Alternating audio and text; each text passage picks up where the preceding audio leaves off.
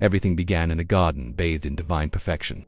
There, Adam and Eve enjoyed unbroken intimacy with God until the serpent sowed a fatal doubt. When they tasted the fruit, they felt shame, fear, and the loss of home. Eden became a memory, and humanity wandered as pilgrims on soil now sprouting thorns. The legacy of that rift spanned generations. Awareness of evil surfaced in violence, idolatry, and selfishness.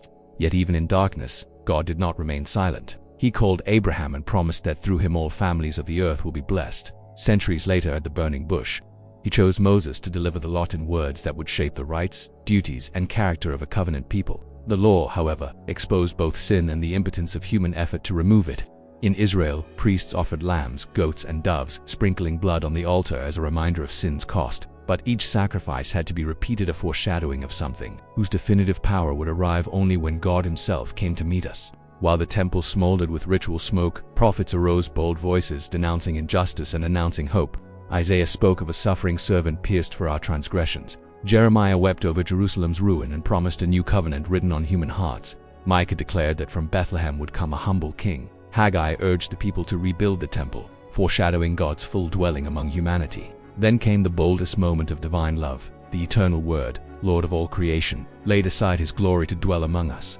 In a manger, surrounded by simplicity, the God incarnate was born to bear our tears and sorrows. That baby, destined for a throne, relinquished heavenly privileges to feel the chill of night, the toil of manual labor, and the sting of betrayal. As Paul writes, he emptied himself of divine prerogatives to serve and suffer in our flesh. Baptized in the shallow waters of the Jordan, Jesus did not come for cleansing but for affirmation. Heaven opened, and the Spirit descended on him. Led by the Spirit into the wilderness, he fasted and was tempted and proved that true provision comes not from bread but from the living Word of God. Every miracle that followed spoke to hungry hearts, turning water into wine, healing lepers, opening blind eyes, enabling the paralyzed to walk, and raising the dead. Yet it was through his teachings in the Sermon on the Mount and in parables that made the invisible tangible that the kingdom drew near. Love your enemies, be salt and light, forgive without measure, seek first the kingdom there. Justice and mercy embraced in a radical invitation to divine living. Religious leaders, however, saw him as a threat.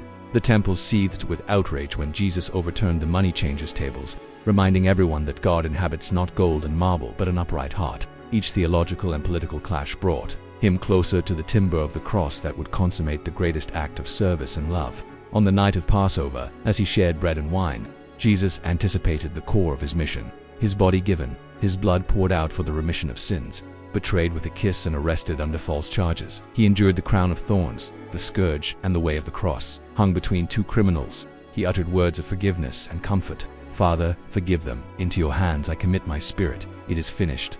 The temple curtain tore, signaling that the barrier between God and humanity had been removed forever. But the story did not end at the cross. On the third day, the empty tomb proclaimed victory.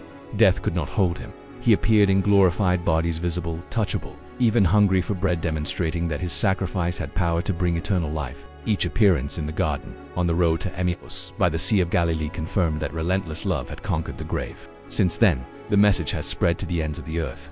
The Spirit, sent as a guarantee, transformed timid followers into bold preachers. Communities rose to care for orphans, feed the hungry, and proclaim the hope flowing from the cross. In art, science, and social action, the mark of Christ the Redeemer shaped Western civilization and spurred advances in education and justice. That legacy lives on in every act of compassion, every voice fighting for human dignity, and every heart seeking God in prayer. The salvation inaugurated in Bethlehem and completed at Calvary was not confined to the past.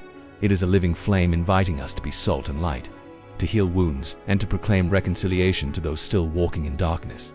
If this story moved you, comment on which aspect of divine love has impacted your life the most, and help share this message that saved humanity with everyone.